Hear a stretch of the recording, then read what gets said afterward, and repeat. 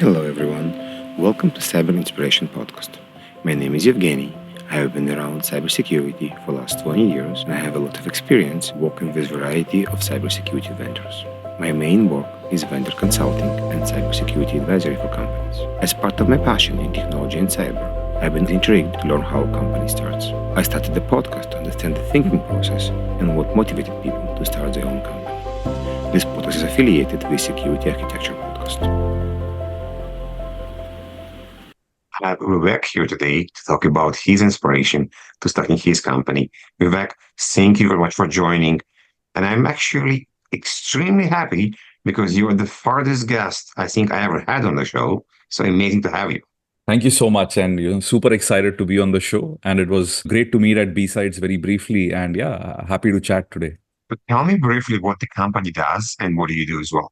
Yeah, our company SquareX helps organizations detect, mitigate, and threat hunt web attacks happening against their employees in real time. And of course, I run the company. I'm the single solo founder of the company, and I'm the CEO of the company as well, of course. But this is not your first rodeo. You've been around. So you did start before. So tell us briefly what you did in the past. So my background is deep tech cybersecurity, been in the field for 20 years, 13 years as an entrepreneur. Started off working for companies like Cisco Systems, programming their layer 2 security. Quickly realized I was good at breaking security more than making it. And started doing research. I found a bunch of first in the world attacks like Cafe Latte, presented at conferences like DEF CON and Black Hat, all of which finally led in 2010, 2011 to me starting my first company. And in that, what we did was built wireless monitoring products. We did education. Eventually, we started another company in that called Pentester Academy.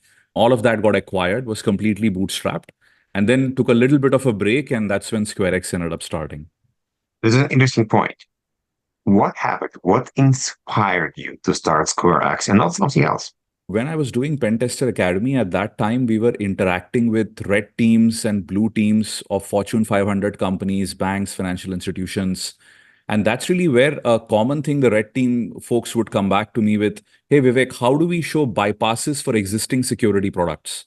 People were using secure web gateways and a bunch of other stuff to do web browsing safely within the enterprise. And I started looking at those technologies and quickly figured I felt they were very broken from an attacker's perspective. So that got me thinking, you know what, like doing an attack, at least in my humble view, is a lot simpler than defending against it, right? Because attackers only have to win once, defenders have to win all the time. So that got me excited about could we build something which could go ahead and solve the safe browsing in the enterprise problem? And one thing led to the other, and we finally, started at SquareX. A very simple and good explanation. Thank you. Now, coming from an idea to a product, it's quite a long time. I have a lot of ideas and many people have ideas. So after you had an idea, what was the next step? Did you basically went to raise money, started a company, hired people? What's the next step? Yeah, great question. So I think the first litmus test really is, do you wake up multiple days, multiple weeks, every morning still excited about the idea? Because we've all been there where we think about something exciting and we say, you know what, we want to do it, but it fizzles out. The important thing to do is start talking to people who could be probably potential customers someday. So because of the Pentester Academy background, I already knew red teams, and where I started asking them, look, is this a real problem? Would you end up wanting to solve this? Would you end up buying this? And I got a resonating yes all the time. And that's when the next step really was the technology feasibility itself. With a very small team, I invested some money from my side. We got together a very small team and started doing a couple of research activities to see if we could solve this. Once I was confident that looks like we are on to something like of a great solution, that was the time that I formally started the company, had investors come in and all of that. That's an interesting point. And we know the technical podcast in this part. There might be another podcast later on. We're going to dive deep, very deep on the technology and architecture. But when you started a company, you kind of knew there's already competitors. You kind of knew there's people that are doing very similar. So when you went to an investor, he goes, hey, I want to start this amazing company. Didn't they ask you like, hey, but there's this company, that company, and again, we don't want to name names right now. Absolutely. So I think any time that you go ahead with, of course, any company, it's very important to be very transparent about how the market looks like. I think the key mistake a lot of first time founders may do is go in and say, we don't have any competitors. We are the first in the world. And that is always almost unbelievable in every form of the phrase. So when we went in, what I started telling investors is, look, there's this big market which is starting to emerge called browser security. And in that, there's something called enterprise browsers, which people have already been doing for the last year and a half. That ends up solving the access control to internal websites and SaaS websites problems. As a checkbox, they do say they do a couple of activities. But what I've heard from their own customers is there's this big gaping hole when it comes to the internet wild west, detecting attacks which may happen on third party sites and whatnot. And this seems to be a fairly unsolved problem. And this is really what we want to carve out and focus on. So I think at that point, it made sense to Sequoia Capital Southeast Asia, which was the only investor I raised from because I had a previous investment from them and we went forward with it. Makes sense. I like the transparency and the story. I guess the team played as well. So now you have money, you have an idea, you have some potential customers as well. What's next? Are you hiring people? Absolutely. So I think hiring is always an ongoing process. And really, we started off with trying to hire the best technical people that I could find that I knew from the last 15, 20 years that I've been working with many. And from there on, we also hired a GTM team very early on because one of the things I've realized as a repeat founder is you don't want to get so engrossed with the product that you forget that finally people have to know about all the great things that you've built. So we did both of these things right off the bat, and we continue to hire right now, where at this point in time, we are hiring for early enterprise salespeople. We are hiring for machine learning and AI because we've done a bunch of progress and a couple of other great roles. This is interesting. I've been talking to people for quite many years, and I've been telling people that you probably want to hire marketing people in the same time hiring good dev people because it takes quite time to build a brand and you're validating this part. So people are tricky because technical people could be very smart, but in the same case, they can be also lacking soft skills or lack of team players.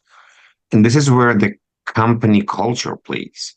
Did you spend time to figure out what is the culture of the company I'm building, or just see it's built by yourself with the people you bring in aboard? Yeah, no, that's a great question. And I think when I did my previous companies, this was something I've stumbled upon multiple times is you end up hiring folks who unfortunately can't play ball or can't work with others. That ends up spoiling the entire team spirit and all of that. So this time around, when we did SquareX, I think that was the most important thing to me. In the company culture, we basically absolutely have let the best ideas win. It doesn't matter if it comes from the most junior person. So age and experience is not something internally in the company we try to look at and try to calibrate as, okay, this is very important because it comes from a more senior and experienced person.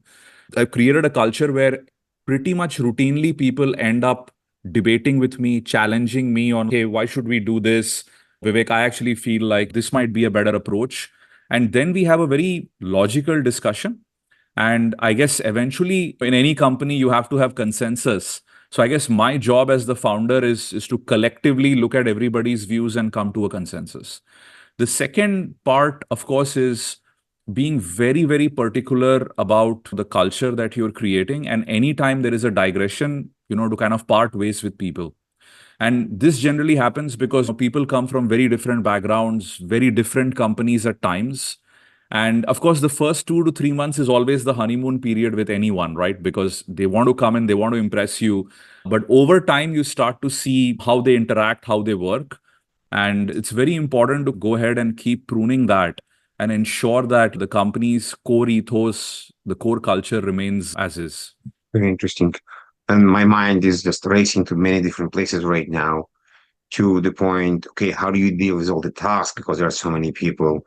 How you deal as a founder with selling? But I actually want to go somewhere else. You're in Singapore. You're 12 hours difference with North America, because I believe this is one of your main places where you want to sell. How do you deal with this part? And I'm guessing your people are also in the different time zones as well. That's a great question. So I've lived in the Valley before this when I was doing Pentester Academy and you kind of understand the culture over there and how things work. When I moved to Singapore, at that point in time and started SquareX, I definitely realized that this is going to be a very big challenge, right? So what we've done is, of course, the early phase is really when you want to sit down, put your heads down and build the product out, because finally you want something to show along the way. We've bridged the time zone gap by, of course, doing early morning calls, late night calls, and all. But now I feel the company is at a stage where we are formally started a US office. I'm myself going to be spending a lot more time and eventually make a full move. And certain core functions will be completely US based. I found the whole India Singapore technical team part to be very, very powerful because there is so much talent available in Southeast Asia. While in Silicon Valley and other places, you'll be fighting with the likes of Facebook and Google, who at times are just hiring droves of engineers because they just want to shore up on that. So I felt like that was a very good fit for us, where run engineering out of Asia and eventually run go to market sales and all of that out of North America. Good idea. I was talking to someone that has an R&D in Israel, and they were telling that, think about that. I can promise a feature to a customer in the morning, and by the time the customer Yes. wake up, the feature is already going to be enabled because the guys in Israel, like in Ginkis in Singapore or India, can develop it or in a way Correct. overnight. Correct. Absolutely. Absolutely. And that is a superpower. You feel like you have a round the clock company which never sleeps. Is this hard on communication between people on the morale, or it's actually fun? Absolutely, that's a great question. And I feel like it is always a challenge. And it starts to become a challenge, of course, as your GTM activities start to accelerate. Because what tends to happen is you definitely want your salespeople to be very quickly able to talk to the technical folks and give immediate feedback, right? And many times, of course, you want your tech folks to also be on calls with potential customers because their questions may end up getting a lot more pointed. So I wouldn't say we have an ideal solution to solve this, but the way we do it is I have a couple of key people on my technical team who we try to ensure get on most calls with potential customers early on, even if they are just a fly on the wall. And in some cases, we do request potential pilot customers to be, if they're okay with us recording the call so that people can learn about what use cases that they would like to solve and things like that. But I think moving forward, what's probably going to happen is we will have to have a couple of key technical people present in the North America time zone as well, because you don't want to talk to a customer where every single time you have to loop back to the tech folks 24 hours later, right? Brings down confidence on the company and team as well. Makes sense. I want to shift focus and talk about you. So you're the founder, you're the CEO, and you're the main salesperson. How is this? Because you're more technical. How is this to be a salesperson as a technical person? Because it's a different cogs. So the people that are watching and listening right now, oh my God, I want to have a company, I want to have this, but I'm so technical. Give some hints, give some ideas. What do you do to kind of shift gears? I think I used to be an absolute technical nerd. I still am, where I'm just in my room programming for 12 to 16 hours. So when I did the previous company, I think I slowly had to make that transition. Now, what is your superpower? Your superpower is when I'm on a sales call, when I'm talking to a potential customer, I can actually answer his questions down to the lowest technical nitty gritty detail. And what I've found is, especially when you have CISOs and technical teams on a call, they absolutely enjoy it because now they feel like this isn't fluff. This isn't like, you know what, we probably have a policy to do that, but let me go check with my technical team. That's your superpower. Where you have a lot of blind sides is the fact that a lot of times when you talk sales, when you talk numbers, when you talk proposals, at that point, I think, as you rightly said, there's a different part of your brain which needs to get activated. There is a lot of EQ rather than IQ that you need to show when talking to potential customers, and be patient. As technical people, we are very logical, right? You would walk into a call and be like, okay, here's your problem, here's my solution. You know what? We should just get started tomorrow morning. But nothing works that way. Companies have bureaucracies, there are purchase department issues and all of that. I think I went through a lot of frustrating phases, at least in the previous company, having to learn to be patient, having to learn to understand how you navigate interdepartmental politics and issues, and how to still remain positive, how to go keep following up. And the following up part, I would say, for a technical founder turned CEO and being a founder led sales at this time, is the most challenging because we aren't used to it as technical folks, right? We are very logical. We want to be to the point, but the real world doesn't work that way. So we're gonna go deeper here. In one point, you build this amazing baby and you're the main salesperson. And now you're hiring salespeople and you need to let go and let somebody else sell your baby. How do you do like how do you do this? How do you let go? How do you learn to close your mouth and not say anything on the call? Or just not even join the call? So the way I've done it before and I plan to do even now is to do this in a very phased way. So to begin with, I think very early stage startup sales, you probably don't want to get someone who's an pure salesperson. And what I mean by that is he probably doesn't understand too much of technology, but he's very good at that repeatable model.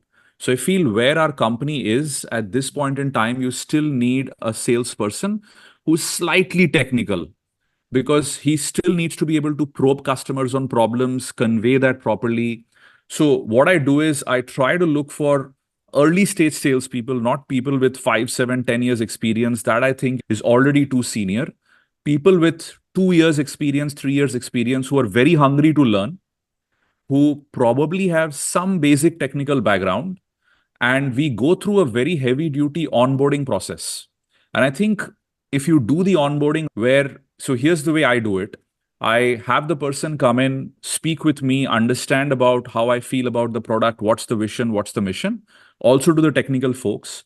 I have them sit down and play with the product and configure it, try it out on themselves. And then I have them do a full blown presentation to me and the technical team where we ask probing questions just like a customer would. And that tells me how ready the person is in going on a call. Once we cross over that, the first few early calls, I have them be a fly on the wall, just observe how I start probing questions when it comes to speaking with potential customers, whether it is CISOs, heads of security, and all of that. And then I allow them to start asking some of the questions because you don't want to go to a potential customer call and suddenly feel like he's asking something or she's asking something entirely wrong. And now you have to salvage the situation. So, post that, when I start feeling there is reasonable confidence, is when I back off and only start to answer the more technical ones. And eventually, is of course, you give full control. Building blocks, I call it. It's Yeah. interesting that you mention the technical part. I personally believe that all the sales in security right now become so technical that there's quite a shift between the sales engineer and the sales. I think the sales engineer doing more selling right now, and the salesperson are more like a procurement gurus. You need to understand how people buy, as you mentioned, navigate between different departments as well. So this is definitely interesting. And you mentioned the idea of tasks. So I'm wondering, when you need to navigate between so many different teams, how do you decide what's more important? Do you use a task manager? Do you use kind of a system? I was talking to a person recently, and he has his entire day as a framework. Like every day in the week is a different task and different activity. So I'm wondering what's your approach to this? I think again, it depends a lot the phase of the company, right? So to give you an idea, in the early stages, literally all my focus, 90%, is literally just product research, making sure things are working, making sure the right architectural decisions are being taken and things like that. When it came to GTM, very early stage was more of hiring the PR person, having them go talk with potential reporters, with potential influencers, and just try to understand how the space operates. Because the most important thing before you go into a task oriented approach is for your entire team to be onboarded so they understand what is it that they're going to attack. And without that, imagine today that if I just have a task approach very early stage where I say, okay, you know what, get me on 10 podcasts. Now the person has absolutely no clue what is the right podcast, who are the right people. And then it's a very like spray and pray approach, right? Which never works. So I feel early stage, very hands on, mentoring people, sitting with them, all of that. So I don't use too much of a task based approach then. It's literally 12 to 14 hours a day trying to spread my time between different teams. I feel like now we are at a stage where we are starting to adopt task based approaches where I generally try to set weekly guidelines and weekly deadlines. And the reason is we are right about to launch in a very big way into the market. it's still too early for me to go into a monthly OKR or a quarterly OKR kind of an approach, right? And that is really where very phase. So at this point in time, what I do is the moment I go into the office, I'll actually spend 1 hour with every team in the morning. And that is currently, there are really just two teams, technical and GTM. I sit with everybody. We very quickly do an all hands where it's like, hey, what is the priority for this week? Where is everybody? What can I help with? What can I deconflict? And then moving from there. I feel in 6 months' time is when we will probably have monthly OKRs. And in probably a year's time is when probably it will be quarterly. I'm laughing because I know what's OKR. I read the book. But for people that don't know what's OKR, can you give an elevator pitch? What's an OKR and why do you need to have it? So different people try to build OKRs in different way, and there are so many debates that people have. At a very high level, what I would say is OKRs to me are setting objectives which you know the team can only meet 70 to 80%. So it's more of an aspirational objective of if everything went right, everything was as per plan, then this is what we should ideally have achieved this month, this quarter, this year. And from there on, start to work backwards and say, okay, if you had to, as a simple example, if I go to my GTM team and I said, if we had to be in all the top press this year, if we had to work back, what kind of articles do you think we would have to generate? And if we had to do that, how much preparation time do you think we would need? So working backwards from a top level objective to a team level objective, then to an individual objective, and then being very rigorous about tracking this, figuring out what are the impediments, challenges, and working through them. I'm going to ask you a question that I was not planning to ask in my mind. Yeah. And feel free to answer or not answer. Without them putting numbers, what is the percentage of the budget of the company annually should go to GTM, so basically marketing? I think once you feel your product is ready and your early pilot customers are all converting, I honestly feel 60 to 70%. Wow. Yes. Why? And the big question is why, right? I feel that cybersecurity as an industry is in a very interesting phase. So with all the platformization push from people like Palo Alto and this whole thing about let's start acquiring companies in seed to Series A stage where there is good enough product market fit. And once Palo Alto started doing this, I know I'm taking names, but hey, you know what? It's just being transparent about how at least I think about the space. Now you have all the other big players also shoring up money and starting to do major acquisitions, right? So when you look at that and you look at also the startup ecosystem, you will see most cybersecurity companies remain in stealth for quite a bit and all of a sudden announce their Series A stage where they come out with a $25 million Series A money. So the way the industry is shaping is each of these companies quickly wants to go into 10 to 15 poster child logos. And from there on, either they end up deciding, do they want to build a big company in its own right? Or immediately go shopping with all the big players and see if this looks like a potentially great acquisition. So we all know companies have been acquired for hundreds of millions with barely a million or 2 million in ARR. So if you are competing in a market like that, then the moment you say you're out of stealth, getting to very fast proof point, very fast aggressive acquisition curve, I think is almost a requirement if you want to look attractive for everybody. We're going to continue talking about you right now. You mentioned 12 to 14 hours a day. This is a lot of time. There's family, there's work-life balance. Do you believe in the work-life balance? Does it exist? Honestly, I don't think it does. What is possible is at any given time, you can probably be great at only a few things. And unfortunately, you need to choose. There is a massive sacrifice which comes on either front. What I try to do is I try to at least make sure that I am present in key family events, key things which happen at school. I don't try to miss them. But to be frank, I've come to realize that, and this is probably a horrible thing to say on something which is recorded, is I'm probably going to be a good dad. I probably may not be a great dad. And the key difference is the following, right? A great father is somebody who probably ends up being very, very instrumental in everything their children are doing, almost like a friend to them on a daily basis. A good father is probably someone who tries to understand where can he help the kids, does that, but generally ends up backing out where he isn't an integral part of every small thing which is happening. Now, I've also made peace with that, to be honest. And the simple reason is I know that I'm so driven. I know that I enjoy doing and building companies and products so much that I know that I wouldn't be happy if I did not have that outlet. And I guess at this point in time, hopefully everybody in the family has made peace with that. So let's talk about outlets. I like to pick up on topics from where you're talking about. Yeah. We all not fully resilient. We all have bad days. We can have bad calls with customer. We can have something that basically bring us down. And sometimes when we're down, we need to get back. People meditate, people doing workout, people go talk to friends, go to family. What do you do when you're down? How you get back to be resilient, to basically have the drive you have right now? So I think, as you rightly said, it's very natural to have disappointing days, right? And sometimes it may be something within the company, something external, and all of that. My go-to way has been to completely blank out on what went wrong and to do something totally orthogonal. So here is what I generally do when I have an extremely bad day at work. It's the most unbelievable thing.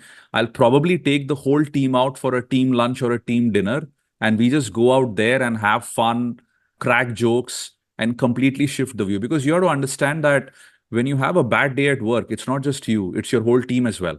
When someone says, you know what, I don't think this is a great idea, I don't think this is the right fit for us, you have to understand the disappointment probably hits harder on the people who've been on the front lines. And it's very important as a founder to ensure and realize that is you aren't the most important person. The team is the most important person, and to make sure that you take care of their and your morale at the same time. I can tell you this literally happened last week, and I walked into the office and I said, "Hey, it's team lunch today." And everybody's like, "Was there a team lunch?" And I was like, "Now there is." And I took everybody out. And then I finally told them, I said, I spoke to this prospective customer, and he just came out basically saying, you know what, like we have all possible security. I don't think we need anything anymore. And of course, we've all been there where people feel like they know everything. But that was a very disappointing call to me because I felt like we would have converted them. So, anyway. We continue with the dark side. I call it the dark side. Tell me some horrible stories or just bad stories. Or basically negative stories, but maybe you learned something from there. Of course, without mentioning names or without sharing any confidential information.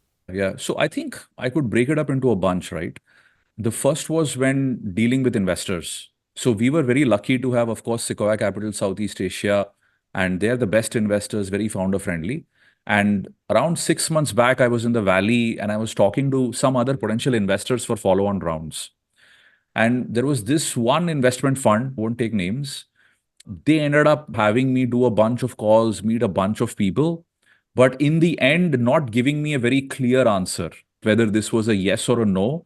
They just wanted to hang around because they wanted more proof point where they felt like, okay, you know what, maybe once you convert a bunch of customers, this would be more exciting, but they never verbalized that to me. Every time they would reach out, they'd be like, hey, you know what, we want to talk to you once again, but there was nothing really happening because in my previous companies, I've not raised too much money or barely anything. And it was completely bootstrapped from start to finish. So this time around, I would say is more first time for me to go out there and actually do regular fundraising. So I quickly realized that it's very important to also set KPIs to investors that you speak with and generally not spend more than 2 or 3 calls, after which either they believe in your thesis and want to invest, or you basically shelf them and say, look, if you don't have belief in the thesis at this point, let's not waste each other's time. So that was investors. Potential hires, of course, you always get disappointed, right? Because as a startup, you're trying to hire moonshot hires and people routinely may end up saying no to you. So that is disappointing. And the last is when you talk to potential customers and someone comes up with a very broad statement saying, don't you think enterprise browsers does that? And you go in and you basically say, have you used an enterprise browser? And their answer is no. So I said, where did you gather this? It's like from a Gartner report. But when they really try to defend that to the hilt, that is when you get disappointed because you're like, now the conversation isn't logical anymore. It's your perception versus reality. There you go. Yeah. Interesting. Vivek, thank you very much. I felt like we can talk for a long time. Very interesting conversation. I really like your story. I really like where you guys taking the company.